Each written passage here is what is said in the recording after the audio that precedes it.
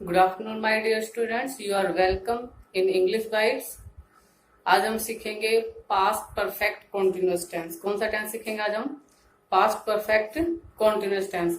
सबसे पहले हमें उस टेंस की क्या पता होना चाहिए? आइडेंटिफिकेशन पता होना चाहिए, उस टेंस की हेल्पिंग वर्ब पता होना चाहिए, और फिर कौन सी वर्ब हम उसमें यूज करते हैं उनका हमें पता होना चाहिए।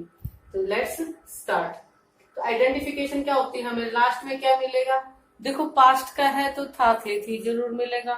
अब कॉन्टिन्यूस भी है भाई, पास्ट परफेक्ट कॉन्टिन्यूस है तो हमें क्या मिलेगा? से रहा था, से रहे थे, से रही थी। ये हमें हिंदी के जो सेंटेंस होंगे उनके लास्ट में मिलेगा। क्या मिलेगा हमें लास्ट में सेंटेंस के? से रहा था, से रहे थे, से रही थी। ये यदि सेंटेंस के लास्ट में हो तो अभी जो स्ट्रक्चर हम सीखेंगे उसको फॉलो करते हुए हमें उस सेंटेंस को इंग्लिश में कन्वर्ट करना है। उसके बाद हमारी हेल्पिंग वर्ब कौन सी होगी? हैड बीन होगी। अब तक हमारे जितने ये टेंस हमने सीखे थे उसमें हमारी एक हेल्पिंग वर्ब होती थी, लेकिन अब हमारी दो हेल्पिंग वर्ब है। क्या है? Had been. उसके बाद हमारी वर्ब कौन सी यूज होगी? वर्ब की फर्स्ट फॉर्म प्लस आईएनजी। क्योंकि मैंने पहले भी वीडियो में एक में बताया था आपको, कॉन्टिन्यूअस किसी भी टेंस के साथ यदि कॉन्टिन्यूअस वर्ड है तो समझो उसमें वर्ब की फर्स्ट फॉर्म प्लस आईएनजी लगेगी। उसके बाद ये क्या है? जो पास्ट परफेक्ट कॉन्टिन्यूअस टेंस जो है ये कॉम्बिनेशन ऑफ टू टेंस है, यानी कि ये पास्ट परफेक्ट कॉन्टिन्यूअस टेंस दो टेंसों का कॉम्बिनेशन है, एक पास्ट परफेक्ट का और दूसरा पास्ट कॉन्टिन्यूअस टेंस का कॉम्बिनेशन है। तो अब सिंस और फॉर हम यहाँ पे यूज करेंगे। तो सिंस का आपको पता ही है, पॉइंट ऑफ टाइम के लिए, यानी कि जो निश्चित समय होता है जैसे मॉर्निंग, इवनिंग, नाइट, ये सब का सभी को पता है। 1 जनवरी, फरवरी, मार्च, ये सब को पता ही है। 2001, 2010, 2020, ये जो फिक्स जो टाइम है जिनका हमें पता होता है एक्यूरेटली, यानी कि टाइम का जब हमें पता चल जाए तो वहां पे हम किसका यूज करते हैं? वहां पे हम सिंस का यूज करते हैं। उसके बाद पीरियड ऑफ टाइम, यानी कि जिस टाइम का एक्यूरेटली हमें पता नहीं चलता, जैसे 1 मंथ, 2 घंटे से, 3 दिन से, 4 दिन से, 5 सप्ताह से, 1 महीने से, ये जो टाइम है वो क्या है? हमारा पीरियड ऑफ टाइम है, और इसको शो करने के लिए हम फॉर का यूज करते हैं। अब हमारी जो सेंटेंस जो फॉर्मेशन होती है वो कैसे बनाते हैं? पहले हम सिंपल सेंटेंस बनाएंगे। सिंपल सेंटेंस कौन से होते हैं? जिसमें न तो नोट होता है और ना ही क्या होता है। तो हम क्या करेंगे? पहले सब्जेक्ट, फिर हमारी हैड बीन, हमारी हेल्पिंग वर्ब हो जाएगी, फिर वर्ब की फर्स्ट फॉर्म प्लस आईएनजी, फिर हमारा ऑब्जेक्ट, फिर सिंस या फॉर में से एक को यूज करेंगे, फिर हमारा जो टाइम दे रखा होगा उस टाइम को हम यूज करेंगे। तो इसका एग्जाम्पल देखते हैं। राम इस स्कूल में 10 वर्ष से पढ़ा रहे थे।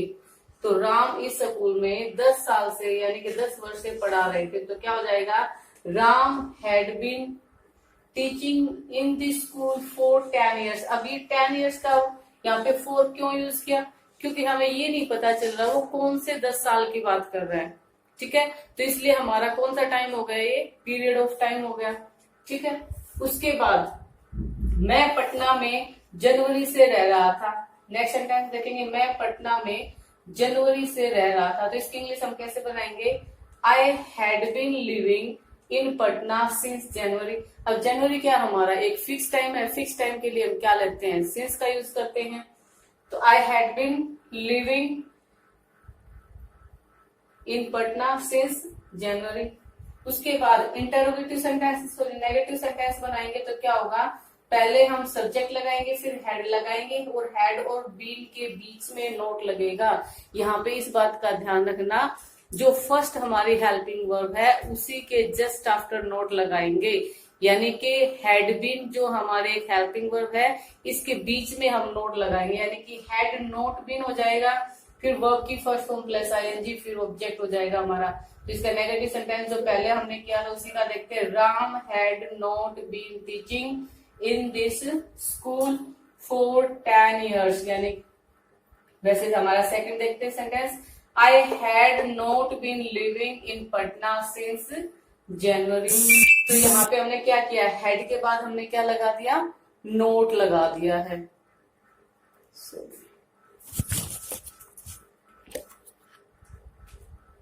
उसके बाद है I had not been living in Patna since January. उसके बाद जब हम इंटरोगेटिव सेंटेंस बनाएंगे तो इंटरोगेटिव सेंटेंस कैसे बनेगा, जो हमारी हेल्पिंग वर्ब है वो बाहर आ जाएगी।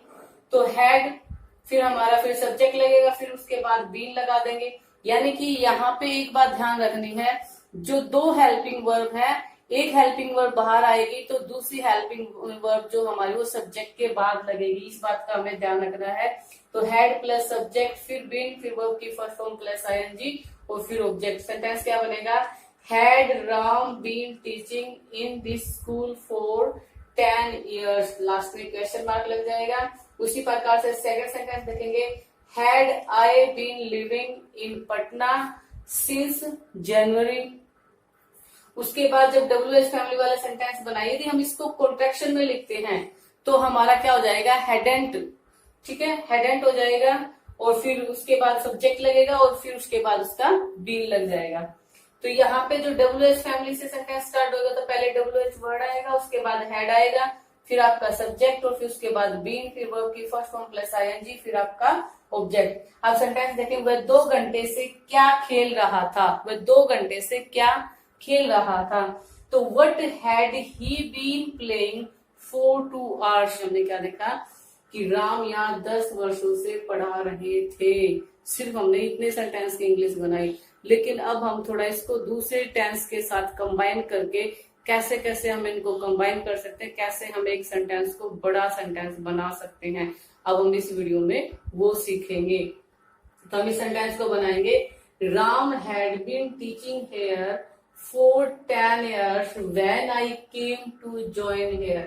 when I came, तो यहाँ पे came जो है हमने कौन सा टेंस यूज कर दिया, पास्ट इंडेफिनेट टेंस हमने यूज कर दिया। ठीक है, तो हैड बीन टीचिंग यहाँ पे कौन सा होगा, पास्ट परफेक्ट कॉन्टिन्यूअस टेंस। अभी आपने एक चीज तो नोटिस की होगी, पास्ट इंडेफिनेट टेंस आपका किसी भी टेंस के साथ कंबाइन हो जाता है, किसी के, यानी कि कॉन्टिन्यूअस के साथ भी कंबाइन हो जाता है, परफेक्ट के साथ भी कंबाइन हो जाता है और परफेक्ट कॉन्टिन्यूअस टेंस के साथ भी कंबाइन हो जाता है। इसका मतलब क्या है कि past indefinite tense most important है, वो मोस्टली टेंसों के साथ कंबाइन हो जाता है। दूसरा सेंटेंस हम देखा, मैं पटना में पिछली जनवरी से रह रहा था जब तुम्हारा छोटा भाई मुझसे मिलने आया था। यानी कि मैं पटना पिछले जनवरी से रह रहा था और तब, यानी कि जब तुम्हारा छोटा भाई मुझसे मिलने आया था, जब मैं पटना में रह रहा था। तो इंग्लिश क्या बनाएंगे, I had been living in Patna since last January when, जब your younger brother came here to make me. Came here यानी कि यहाँ आया था। तो हमने पास्ट इंडेफिनेट टेंस और पास्ट परफेक्ट कॉन्टिन्यूअस टेंस दोनों टेंसों को कंबाइन कर दिया, किसका यूज करके, व्हेन कंजक्शन का यूज करके हमने क्या किया, इनको कंबाइन कर लिया है। उसके बाद क्या कहता है, नोट में क्या कहता है, पास्ट परफेक्ट कॉन्टिन्यूअस टेंस वाले वाक्य को हम पास्ट परफेक्ट में भी लिख सकते हैं। यानी कि जिस प्रकार से हमने पहले देखा था कि प्रेजेंट परफेक्ट कॉन्टिन्यूअस वाले सेंटेंस को हम प्रेजेंट परफेक्ट के सेंटेंस में लिख सकते हैं, सेम उसी प्रकार से पास्ट परफेक्ट कॉन्टिन्यूअस टेंस वाले सेंटेंस को हम पास्ट परफेक्ट वाले सेंटेंस में भी लिख सकते हैं, यानी कि एक दूसरे से चेंज कर सकते हैं। लेकिन आगे क्या कहता है, इन केस ऑफ पॉजिटिव सेंस, लेकिन आपको ध्यान में क्या रखना है कि यदि सेंस आपकी पॉजिटिव दे रहा है तो we should use past perfect continuous. यानी कि सेंटेंस आपका पॉजिटिव सेंस तो देता है, यानी कि उसमें न तो नेगेटिविटी नहीं दे रहा है, नोट में नहीं है, तो आप क्या करोगे, वहां पे आप पास्ट परफेक्ट कॉन्टिन्यूअस टेंस का यूज कर सकते हो। लेकिन यदि सेंटेंस आपका नेगेटिव सेंस में है तो आप वहां पे पास्ट परफेक्ट टेंस का यूज करना ज्यादा बेटर होता है। क्या कर रही है, कहते हैं in case of positive sense, यानी कि जब वो सेंस पॉजिटिव देता है तो we should use past perfect continuous tense. Past perfect continuous tense मतलब subject plus had been plus verb की first form plus ING plus object plus since या फॉर फिर प्लस टाइम। यानी कि हम ये वाला स्ट्रक्चर यूज कर सकते हैं लेकिन यदि नेगेटिव सेंस देता है तो we should use past perfect tense, तो हमें पास्ट परफेक्ट टेंस का यूज वहां पे करना चाहिए। पास्ट परफेक्ट मतलब वर्ब की थर्ड हेड प्लस वर्ब की थर्ड फॉर्म का यूज हमें करना चाहिए। अभी हमें तो एग्जांपल दे रखे हैं, I hadn't lived in Patna for 10 years।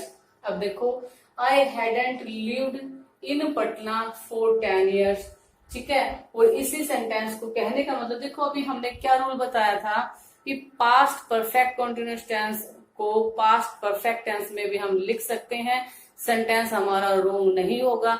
लेकिन ज्यादा बेटर कब होगा, यदि वो पॉजिटिव सेंस दे तो पास्ट परफेक्ट कॉन्टिन्यूअस टेंस में लिखें, और यदि नेगेटिव सेंस दे तो उसको हम पास्ट परफेक्ट टेंस में लिखें, तो ज्यादा बेटर होता है। लेकिन रॉन्ग को आपका कोई भी सेंटेंस नहीं होगा दोनों में से। देखो ये ज्यादा राइट होगा, इसको डबल क्लिक किया है, डबल राइट के निशान दिए हैं, क्यों दिए हैं, क्योंकि ये नेगेटिव सेंस दे रहा है, हेडेंट आ गया है, तो हेडेंट आपका क्या है, नेगेटिव सेंस दे रहा है, तो इसलिए हमने वर्ब की थर्ड फॉर्म यानी कि पास्ट परफेक्ट टेंस का यूज किया, इसलिए ये ज्यादा ठीक माना जाता है। दूसरा कहता I hadn't been living in Patna for 10 years, sentence तो ये भी हमारा ठीक है, रॉन्ग तो इसको भी नहीं कहेंगे, लेकिन इन दोनों की यदि कंपैरिजन की जाए, दोनों की तुलना की जाए, तो जो ये वाला टेंस है, ये वाला सेंटेंस है, ये ज्यादा सही माना जाता है।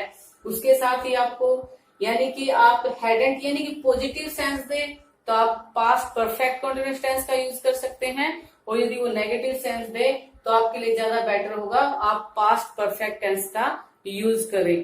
तो आप मेरे आई थिंक आपको ये अच्छे से समझ में आ गया होगा और क्लियर भी हो गया होगा, और ये भी पता चल गया होगा कि आप दो टेंसों को कैसे कंबाइन कर सकते हो, और आपको एक नई चीज और पता चली होगी इस वीडियो के बाद कि पास्ट इंडेफिनिट एक ऐसा टेंस है जो किसी भी टेंस के साथ कंबाइन हो सकता है। दूसरी बात हमने इसमें क्या सीखी, हमने सीखा कि पास्ट परफेक्ट कॉन्टिन्यूअस टेंस और पास्ट परफेक्ट टेंस एक दूसरे के साथ हम इंटरचेंज कर सकते हैं, लेकिन ज्यादा बेटर तभी रहता है यदि पॉजिटिव सेंस को हम पास्ट परफेक्ट कॉन्टिन्यूअस में लिखें और नेगेटिव सेंस दे तो उसको पास्ट परफेक्ट में लिखें। आई थिंक आपको अब अच्छे से क्लियर हो गया होगा। Okay my dear students, thank you. यदि आपको मेरी वीडियो से कुछ फायदा हो रहा है तो प्लीज लाइक करें, वीडियो को शेयर करें और सब्सक्राइब करें, ताकि और साथ में बेल आइकन को जरूर दबा दें ताकि आपको नोटिफिकेशन मिलता रहे। Thank you, take care.